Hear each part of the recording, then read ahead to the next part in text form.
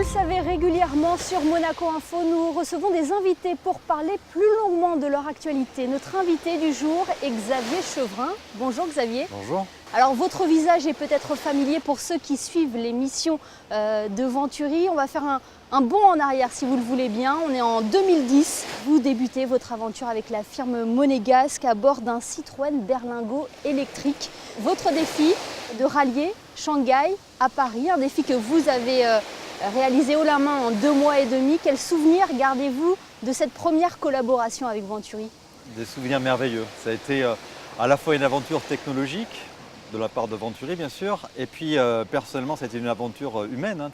C'était un petit peu l'idée qu'on avait avec Gildo Pastor Palanca d'allier en fait une expédition qui permettrait de retrouver à la fois un côté technologique et un côté aventure humaine. Et sur ce côté-là, c'était un succès à tous les niveaux. Et 3 ans plus tard, c'est sur un autre continent, en Afrique, qu'on vous retrouve pour prouver une nouvelle fois la fiabilité de la propulsion électrique avec Mission Africa. C'était 2 missions totalement différentes. Oui, 2 missions totalement différentes à bien des égards. La première, on a pu réaliser en fait le record de distance en autonomie complète pour un véhicule électrique. Et là, ça a été une première directement. C'était la première fois qu'on a envoyé un véhicule électrique en Afrique. Et là, on a prouvé que sur un continent sur lequel on a du mal à trouver de l'électricité, on arrive quand même à couvrir de longues distances puisqu'on a fait donc plus de 6000 km dans ces conditions. Et sur un terrain assez... voilà, c'était pas du bitume, on va dire. Non, non, effectivement, on a eu pas mal de terrains, de sentiers et de pistes. C'était un petit peu le but du jeu aussi, d'arriver à éprouver la technologie électrique à la fois sur des terrains un peu connus et puis des terrains qui étaient complètement nouveaux pour ce type de véhicule.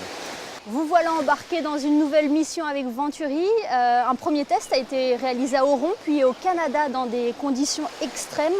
Est-ce que vous pouvez nous en dire plus sur cette mission Back to Telegraph Creek?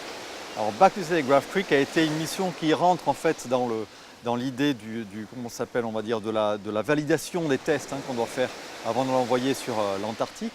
Et là, c'est un test grandeur nature. On a recherché la difficulté à la fois du terrain et la difficulté surtout au niveau climatique, puisque c'est la première fois qu'on va en fait utiliser un véhicule électrique dans des conditions extrêmes au niveau de la température. On descend, c'est un véhicule qui est censé résister à moins 50 degrés. Et c'est la première fois qu'on peut avoir un véhicule qui réalise de telles performances. Et c'est une mission que vous avez pu réaliser aux côtés du Prince Souverain. Ça a été une grande chance. Oui, une grande expérience avec le Prince Souverain qui était déjà dans les autres expéditions. Mais là, pour le coup, il est venu personnellement. C'est un projet qui lui tient à cœur parce que c'est en quelque sorte lui qui l'avait initié avec Gildo Pastor il y a quelques années. Et donc il tenait absolument à venir là pour faire la validation de ce test. Et donc j'ai eu le plaisir, la chance, l'opportunité de pouvoir piloter cet engin avec le Prince et qui a été ravi bien sûr de ce test. Vous le dites, c'est un test parce que le but évidemment c'est de voir ce véhicule évoluer lors d'une expédition en Antarctique. Tout à fait, ça c'est encore une validation encore supplémentaire. On a voulu faire ça dans des conditions extrêmes un peu similaires à celles qu'on allait rencontrer dans l'Antarctique. C'est pour ça qu'on a fait en hiver d'ailleurs, on l'a fait en février et en mars au Canada. Et donc jusqu'à présent, pas de problème, on a validé tout ce qu'il y avait à valider au niveau technique. Le véhicule s'est comporté extrêmement bien et donc on a de grands espoirs donc, de pouvoir envoyer cet engin à la fin de l'année vraisemblablement. Et encore une fois, Venturi repousse les limites du véhicule électrique. Tout à fait, c'est la première fois qu'on a un véhicule de ce type, un véhicule 100% électrique qu'on va pouvoir envoyer en Antarctique. Il est attendu là-bas par les scientifiques. Vous savez que c'est un continent qui est censé être préservé un petit peu de toute pollution, de toute dégradation on va dire actuelle. Et donc c'est un véhicule qui va pouvoir aider les scientifiques sur place pour des missions qui vont être à 100% pour le coup environnementales.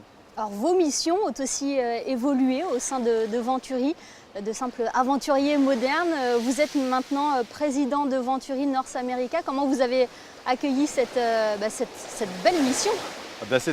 J'ai été flatté d'abord, forcément j'étais honoré de la confiance que m'a donné Gildo, qui est bien sûr au fil des ans est devenu un ami. Évidemment, au terme de toutes ces épreuves, il fallait quand même qu'il y ait un rapprochement et il a traduit par cette place qu'il m'a offerte donc à Columbus dans l'Ohio, où nous avons donc développé la branche de Venturi, qui s'appelle donc Venturi North America.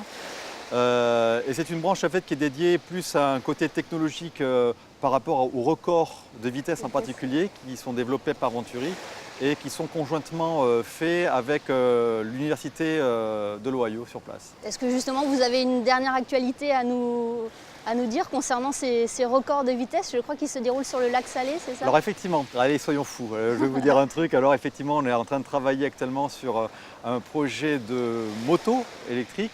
On a déjà présenté la Wattman, la Voxan Wattman en 2014 lors du salon de la moto. Et là actuellement on est en train de développer donc la Wattman version record avec à la clé donc le record de vitesse pour cette moto, pour une moto électrique donc, qui est prévue l'année prochaine vraisemblablement. Mais merci beaucoup pour cette exclusivité, Xavier Chevrin. Avec plaisir. À très vite, j'espère, sur Monaco Info pour encore plus de missions à suivre avec Venturi. Merci beaucoup. Avec plaisir, merci à vous. Merci.